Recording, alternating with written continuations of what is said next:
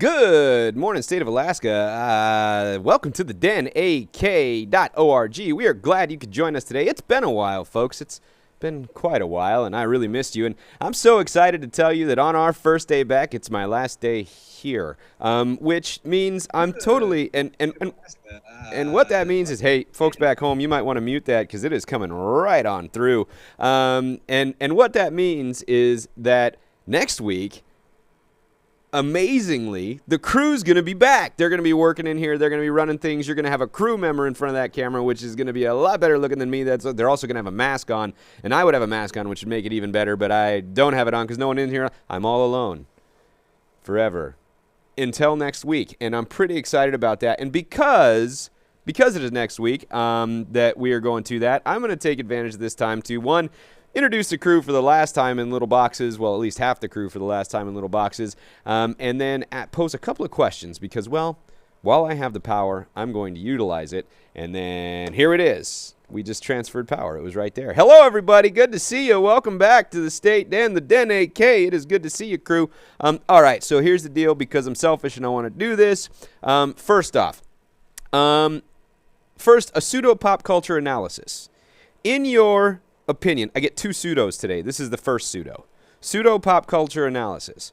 In your opinion, which of the three sidekicks, be it Sebastian, Flounder, or Scuttle, and I think that's the bird's name is Scuttle, which of the three is the best Disney sidekick in The Little Mermaid?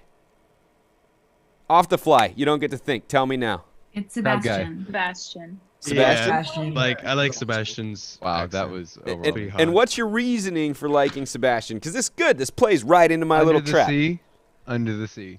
So the song itself, Yeah. Under the Sea, the fact that he has a lead role in a song makes him the best sidekick. The sha-la-la-la one. No, Yeah, Kiss the Girl. You know, kissy kissy. Kiss the Girl. Kiss the Girl and Under the Sea. So because of his pipes, he wins, right? Now, would you consider him a trickster sidekick or a quasi mentor sidekick? He's a crab. Mentor. Mentor sidekick kind of thing? A crab. Yes, he is a crab. In fact, right, this leads into my second pseudo question, and I think this is one that's going to be a little bit tougher for everybody out there. And you folks at home, when I ask these questions to the crew, I'm asking you. And if you want your answer heard, be able to throw that right into the chat. We'll read that out loud for everyone to hear, and everyone can see it as well if they're in there. So you get the answer to that question in the chat. What do you think? Which of those three is better? And this has been haunting me since I became conscious this morning. Yes, I have been thinking about this since 4 a.m. And so I'm bringing it to you because it's been really bothering me, right, on that idea of which one's mentor, which one's sidekick, which one's just there for comedic effect, right? Don't forget the bird brings the fork. I think that's a valid thing to think about, right? And teaches her how to use the fork the proper way, right? And that is a valid moment, right? But here's our second pseudo question. The rating on The Little Mermaid is PG, as afforded by MPAA and all those other folks that decide what the ratings are for movies. Now, yet, there are curse words in the film, sung loudly and proudly. By whom? The chef. It just so happens that the curse words that he's using are in French, right? And so it brings to mind this question. When we talk about vulgarity and offensiveness, is it the sound of the utterances or the functional use of the term itself? This is my, pseudo-linguistic, vanity moment, right? So if a term is used in vain, which, interestingly enough, we were talking about a book a few minutes ago that was talking about stuff like that, or a curse word, what we label a curse word, we know clearly that the words that are spoken by the chef in French are curse words. Ones that, if they were in English, would have changed the rating of that film. But they didn't. The rating remained PG. So is it the sound of the utterances coming from the mouth issuing that is offensive, or is it the function of the word itself? What do you think? I think in Western culture, I think it's just the sound, because I'm guessing they made it French so kids don't pick, or at least, American and Canadian kids don't pick it up as easily. so they don't repeat it. Okay, how many kids here watched that when they were kids and walked out of the room going, Zutalo! Honestly, I mean, right? Like, I just upped our rating, by the way. So every kid in the world, because they knew, right, or they understood that what he was saying was an outburst of emotion, and they connected that to the functionality of being able to do it at the appropriate time for themselves, right? All kinds of kids walked around saying, Zutalo! And had no idea what they were saying. And were just cursing all over the place. Kindergarten rooms everywhere. Kids were dropping pens in, Zutalo! Right? And all kinds of crazy stuff like that. So I like that you say it's the sound. Is it just the sound? Is it the sound of the sounds the letters, the scratches on paper make in our memory when we spell it out? Or is it the tone that those words come out when we say sound? Because you guys do it all the time in English, right? You guys replace what we commonly refer to as curse words with other words in the functionality of that word, right? Holy cow! I think it's because we know what it means, though. Like, we know the expression, and we know how, when we say it, how the others will react. So which is the curse? The empty expletive or the literal noun? If we're talking about something like holy cow, we all know what cow is replacing, right? So what is offensive about the word that cow is replacing? Is it the literal noun form, or is it the reactionary expletive?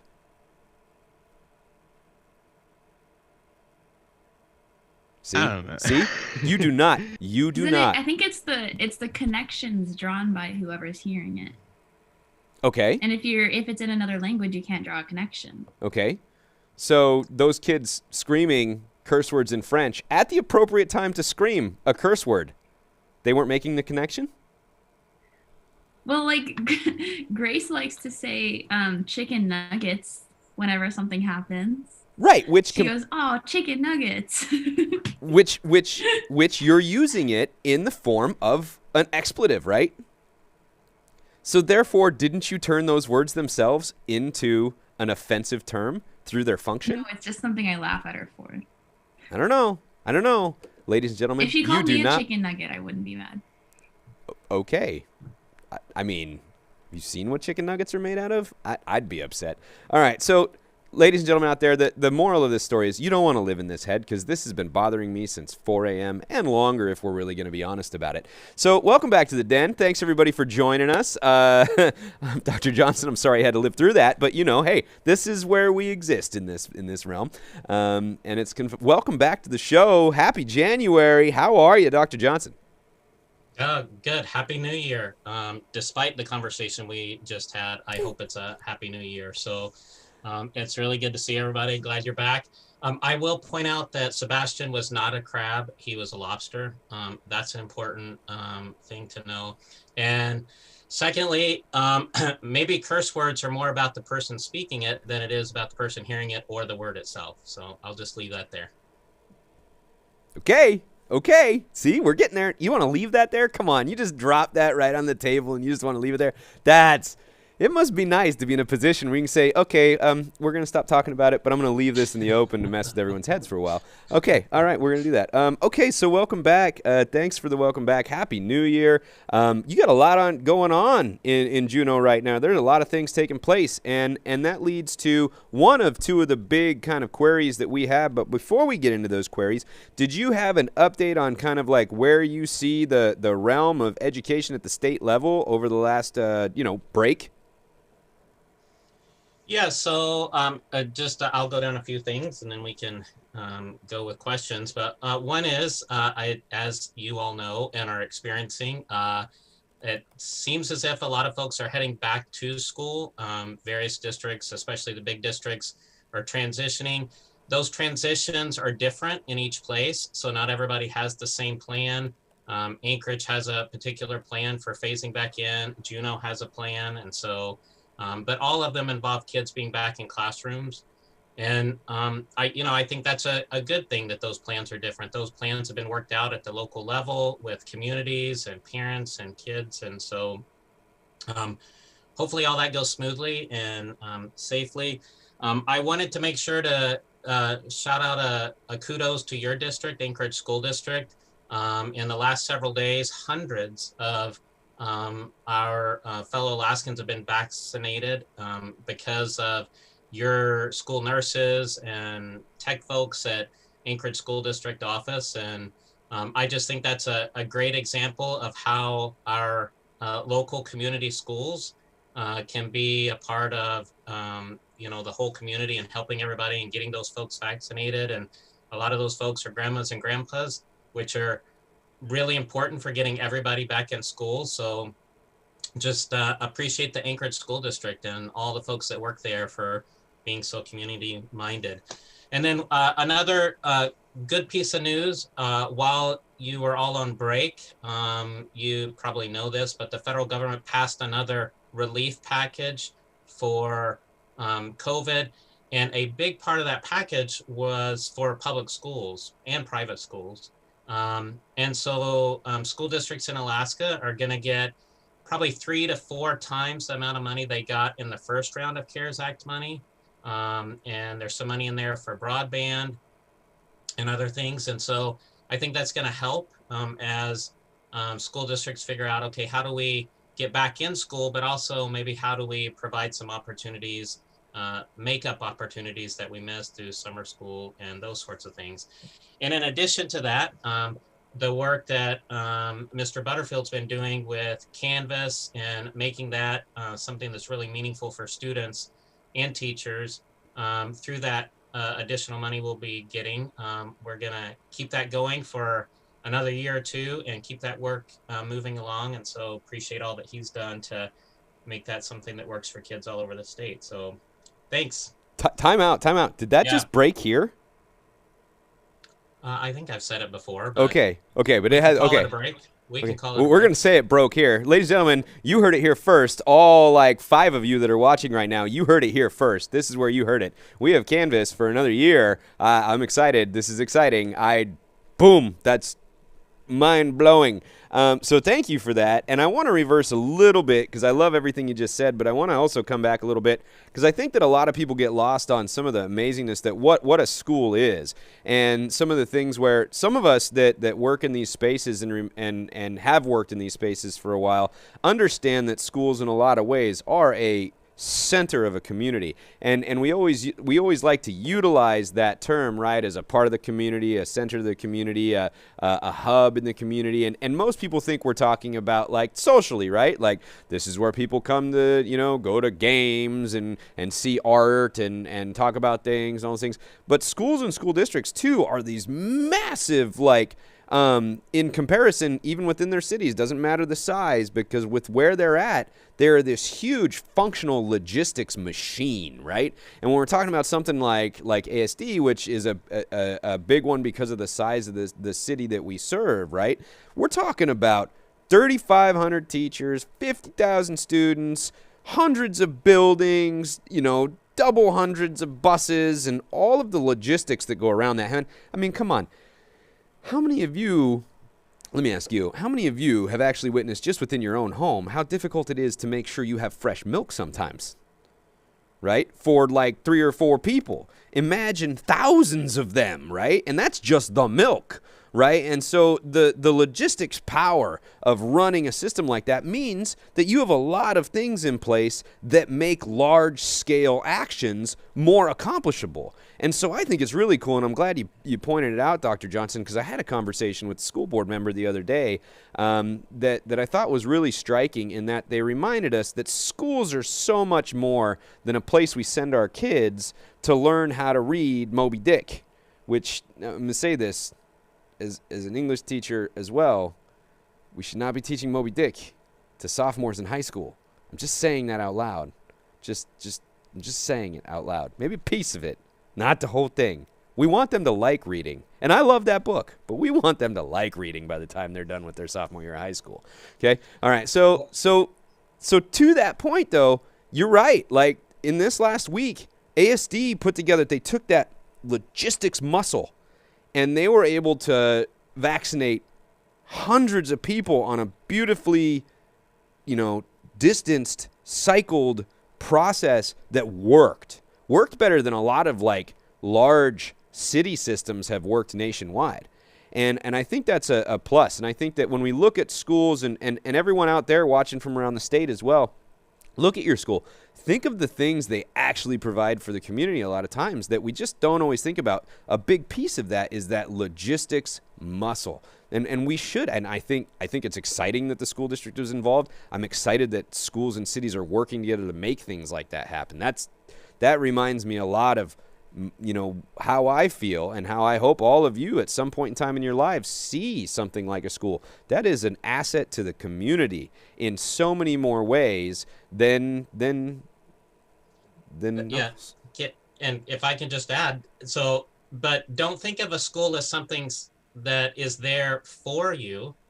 It's there by you. So public schools are public. They're put there by your moms and dads work. They provide the funds for public schools. And so that should encourage everybody to be involved in the whole massive infrastructure that comes with local public schools. They're there by you, and yes, they're for you, but they were put there by you, by the community. And I think that's an amazing thing and that we have in this country and in our state. And so like Mr. Butterfield said, it's an amazing thing, and hopefully increases the appreciation folks have for their local public schools. And appreciation comes with getting in there and helping out too, right? So like, watch those school board meetings, pay attention to school board elections. In fact, I was called by 2 candidates this weekend already for this next run, right? Be involved in those things. I was on a phone call with a former student from our program, and she and her roommate are working for a campaign for a school board member, and they have been out of the program for 6 years, and it was good to touch base and see that they were involved like that.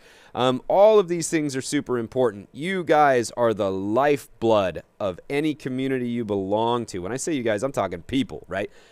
A community does not exist as an empty shell of a heart that pumps through on its own. We are the things that pump it. We are the blood in it. We are the community. And the more we're involved at an individual level, the stronger that community becomes. It is just, you know, we are greater than the sum of our parts.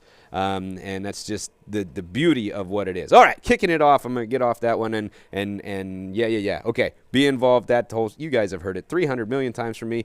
So getting to that, you mentioned the different districts coming in and kind of phasing in at different plans and have proposed those, and the department gets to see a level that we in our classrooms and in our houses don't get to see, right? And that's data and statistics and information about what's happening, not only at different districts within the state, but I'm assuming like do commissioners like meet once a week and then like on a Zoom meeting from around the country, and you're all like, this is what's happening in Colorado and this is the chart and but I'm assuming at least at some point there are phone calls happening with other commissioners and getting information about other states and what's happening. What are some of the things we can expect, or do we not know what to expect looking at these kinds of phased in approaches? Do we have things that we can look at and make not expectations on what will happen, but ideas on what we can plan for to mitigate things that could come up?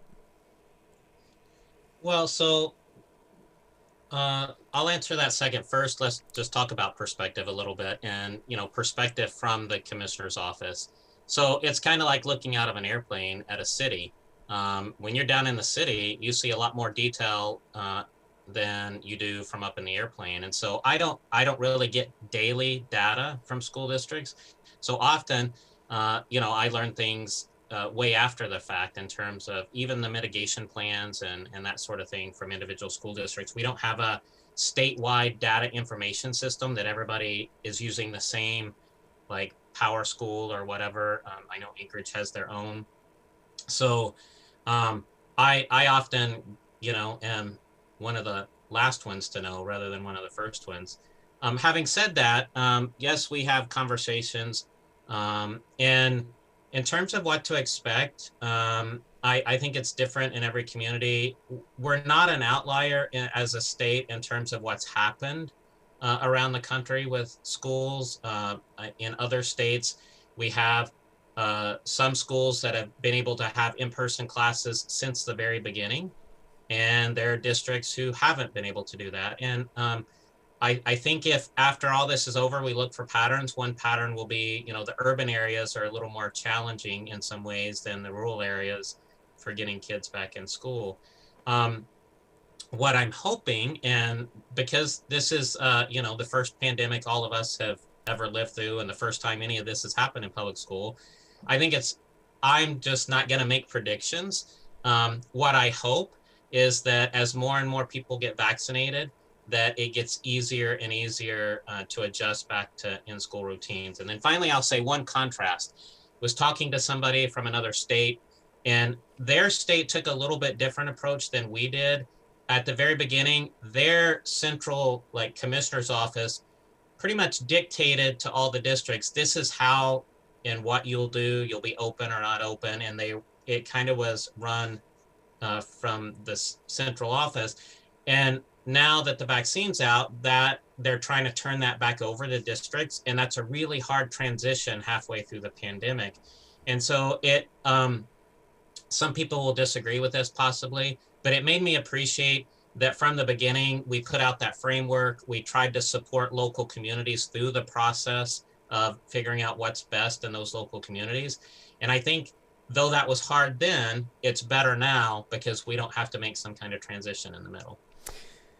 So you guys know me. I like metaphors, right? And I want to bring this into a concept that we can kind of run with, right? I spent a long time in the military before coming into teaching, and one of the things that the military did very well when we were teaching soldiers and training soldiers is that we told them when to eat, we told them what to eat, we told them how fast to eat, we told them how many push-ups to do after they ate, we told them how to run to where they needed to go to, we told them all these things every single day. It was a very scripted life. It was a very good thing for some of us that came from chaotic backgrounds to have that kind of structure and security in our lives. But one of the things that we noticed when we got home and a lot of people got out is that they had a really hard time. Veterans constantly have a really hard time readjusting into kind of what we call civilian life because they no longer have someone telling them when they're supposed to do what they're supposed to do, and they lost that ability. They've lost the ability themselves to make some of those decisions sometimes within this new kind of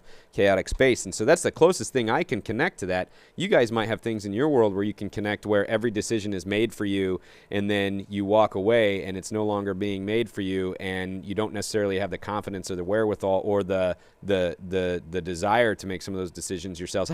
Wait, you're all going to college. You might experience this pretty soon depending on how things are going in your homes. So that's a big moment, those transitional moments where people have to kind of relearn to walk in a lot of ways. And so I think that's the way I'm connecting to this, and I don't know about the rest of you. I know before we move on to the second question, I know John is vehemently wanting to disagree with you, Dr. Johnson.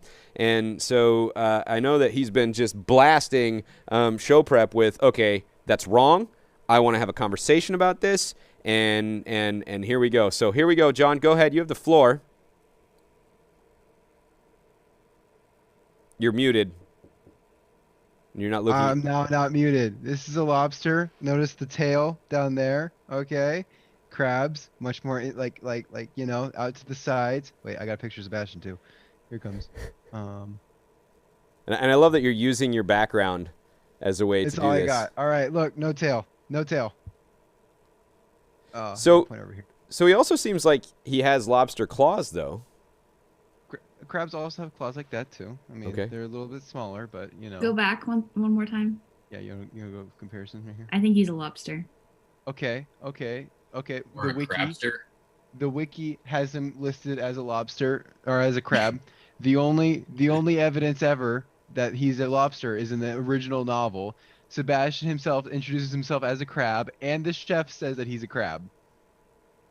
So Then the creators of The Little Mermaid just don't know that's totally which fair. crustacean they're basing Sebastian it that on. we all know and love is definitely a crab. So are we going to – I mean, the commissioner made the statement initially that he was a lobster, so I think he gets a rebuttal. Well, I would never want to give a rebuttal to John. He's much more of an expert on childhood cartoons than I would be probably right now. But I'll just say perspective, back to your comment, Mr. Butterfield, perspective matters. And so we're looking down on that picture, but we were looking up from the bottom on Sebastian. So perspective Oh, I matters. have more pictures of Sebastian. Maybe we should do Don't that. you worry. And then Google, is Sebastian a lobster or a crab? And see what Disney says. Ooh. They would be the authority. So while John is doing that, and that'll be interesting if Disney says that Sebastian is a lobster, and then the movie itself introduces Sebastian as a crab by his own words, and the chef does refer to him as a crab, but yet Disney says he's a lobster. This might be some internal debate going on at Disney as well. So while John's working on that, we'll move on to our second kind of. Well, let me just say, though, as I'm heading into legislative session, if I could take John with me, because he's pretty good at making an argument, making visuals on the fly.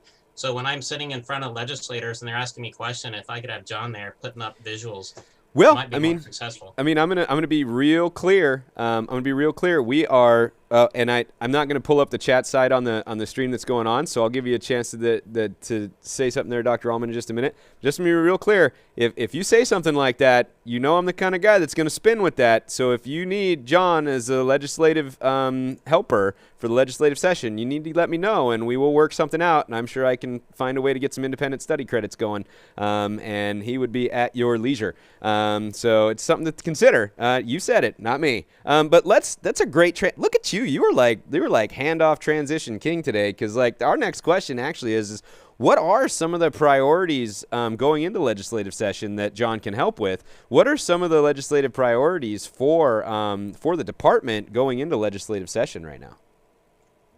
Well, after this morning, I want some legislation declaring whether he's a crab or a lobster. That way we don't have to ever go through something like this again. So I didn't see a pre-filing for that. I'll have to get some lawyers to write up a good bill so that we clarify it. But because clearly it's still a controversy.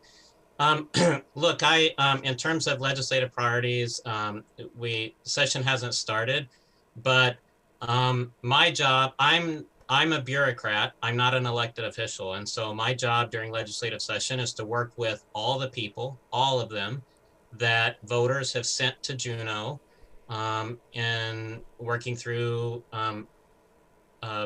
bills that they want to pass and that sort of thing. And so our priority as a department is to be a resource and to help all those that are proposing bills, and they have committee hearings and conversations on them, to provide the information that they need to carefully consider and weigh the pros and cons of particular policy decisions.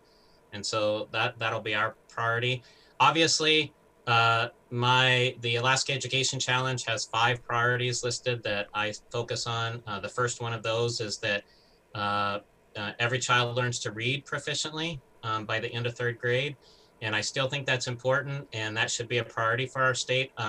Compared to other states, our reading proficiency percentage is very low. And so we need to improve that, because as all these high school students know, reading well is a huge predictor of how enjoyable, not to mention how successful you are in school throughout your life. So I hope that remains a priority as the legislature takes up particular reading bills and policies related to that. That's fantastic. So I like the information there that you guys really serve as an informational source in those spaces, and that's I think that feeds into the desire to have John in place. I'm going to kick it back just a step, because I know Dr. Allman threw something in the chat, but we're not going to pop that into the main screen. So I wanted to ask Dr. Allman, so what do you have to say on this deep, intense conversation on the crustaceous nature of this cartoon sidekick? I think that if we're using the internet as research, it is woefully limited in its ability to finally resolve the conflict, unless, since we're getting into metaphor, interpretation, and perspective this morning, you may suggest that the chef is just mistaken about which crustacean he's talking about. And if you rely on Sebastian himself and the text that I just shared, you go lobster. And so you have to figure out who you trust. Do you trust the crab lobster itself, or do you trust the people who are making a judgment and sharing the identity of the lobster or crab? and that's where it stands. You know, there is an obvious statement I need to make here. It's one that one of my greatest professors ever made is, there's only one way to know an answer to this. We have to go get Sebastian, and we have to cook him, and we have to eat him, and we need to make that decision. And that goes into the same vein as, what do you think Melville meant by this? A kid would say that, and the professor would always say, well, the only way to know what Melville meant is to go dig him up, reanimate his corpse, and ask him. And we can't do that. So we're kind of limited to that. But John, did you have something to jump in there? And then Elliot, because it seems like we're going a little further. Do you want Not to quite. keep going Not quite. here? No? Elliot, do you have something to add? I was just putting what Dr. Almond said. If you guys remember the whole Mulan debate about what time period Mulan takes place in, Disney is just actually terrible about getting specific with their films. And I think that's a great point, because Mulan is very all over the place All over over what the time place. period it takes place. Well, during. and why? Why do you I'd think... also like to point out his name, Horatio. Yes? So? That's Thelonious. That's a weird name. Horatio yeah, Horatio, Thelonious. Thelonious, Ignatius, Crustaceous, Sebastian. It's pretty good. Crustaceous. It's That melodious. doesn't help, does it? His name is melodious. He's jazz, man. He is jazz. All right. So, but kicking it to that, just because now we're on it, and I'll wrap it up soon because we'll get into what's going on next. But let's go on to that when you bring up something like Mulan and how Disney is very, very broad and vague about things like that. Why would a company making a film to make lots of money? Let's face it, there will never be a dollar left on the table if Disney walks in the room, right?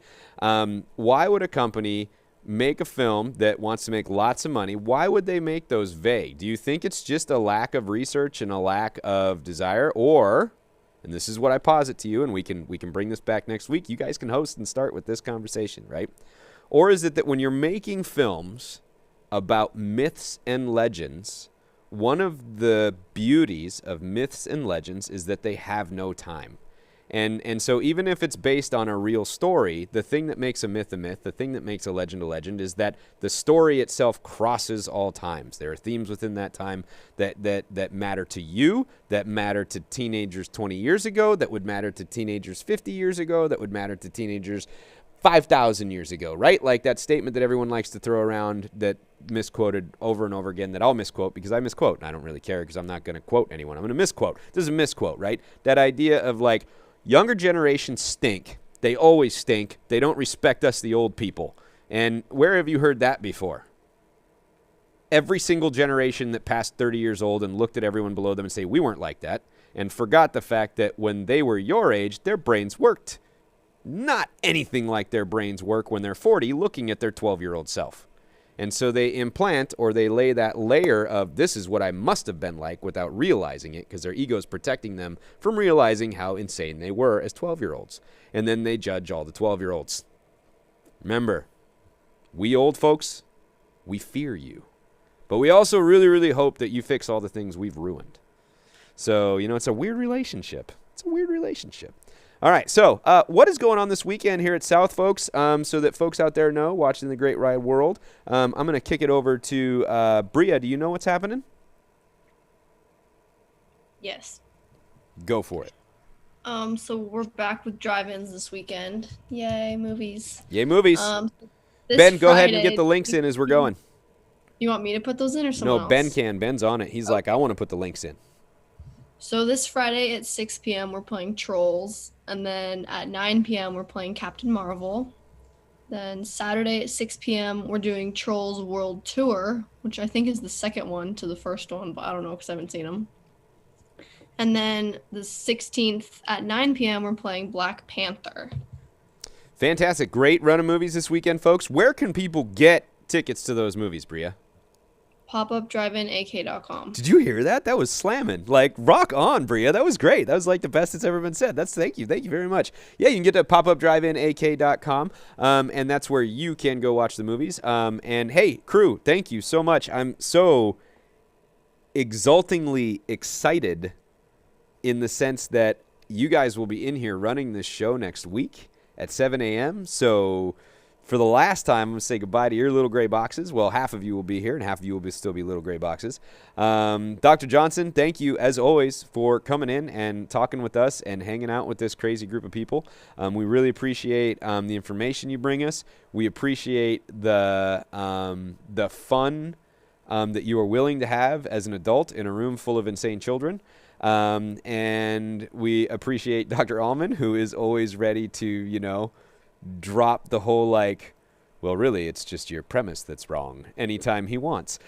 So we kind of love these moments, and I dig it. I hope I still get to be a part of it in some way, but I think part of it's going to be managing and logistics at this point. So I will be less on here, and I really appreciate everything that I've got to experience with you folks. I'm so excited to hand it over to this crew. They are amazing, wonderful people that are going to do an amazing job and a wonderful job. And with that, ladies and gentlemen out there watching, we appreciate every moment that you've spent with us, and we will be back next week. But the cool part is you won't be looking at this ugly mug. You'll be looking at someone else, and that someone else will be better looking than me, because that's pretty much 99% of the planet. But I appreciate you watching every single week and coming back and talking to us. Remember, you can throw your questions into asktheden.org. Be back here at the denak.org next week. Thank you again. We appreciate everything you've done. We appreciate your comments in the chat. We appreciate you watching, and we are stoked to see you next week with this crew. Take care.